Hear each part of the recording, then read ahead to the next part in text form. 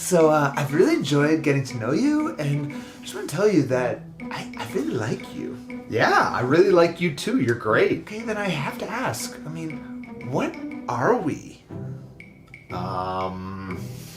Stop everything that you are doing. Never ask this question, what are we? Talk about the lamest and weakest way to try and get a guy to commit to you. In this video, I'm gonna give you a completely different way to ask this question in a way that actually empowers you and keeps you in the driver's seat of the process. Keep watching.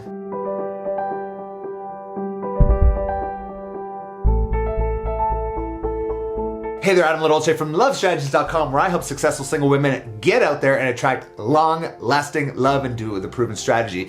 And in this video, we're gonna talk about that dreaded question of what are we? Now, the reason why I hate the question worded that way is because that question of what are we is coming from a position of weakness. You're asking him what we are rather than setting a clear standard for yourself about what it is that you want. You're letting him decide what it is that you are.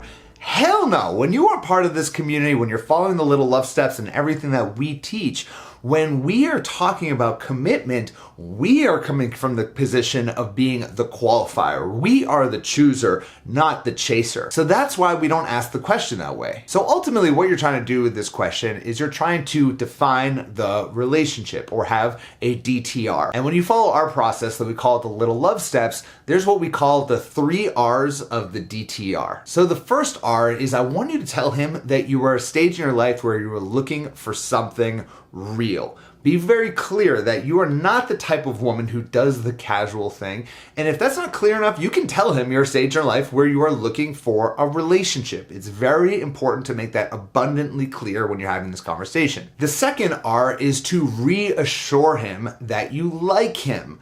Guys need to know how you feel. And we need to be aware of your feelings when you have this type of a conversation. So make sure you're making that abundantly clear when you're having the DTR. And the third R of the DTR is to redefine the relationship. And that's where you get extremely clear about what it is that you want. And if that's not what he wants, then it's not going to work out. The 3 R's of the DTR is incredibly powerful because you are telling him you want something real, you are reassuring him that you like him, but you are redefining the current relationship. When you do this, suddenly you are in the position of power and control, and he either gets on board or he gets off board. There's nothing in between. Do you see how this is so much more powerful than asking him, what are we? And look, I understand this takes a lot of courage. This is extremely nerve-wracking. I actually had a group mastermind session for our Love Accelerator program last night, and one of our clients just had this conversation with a guy that she's been talking to for 3 months.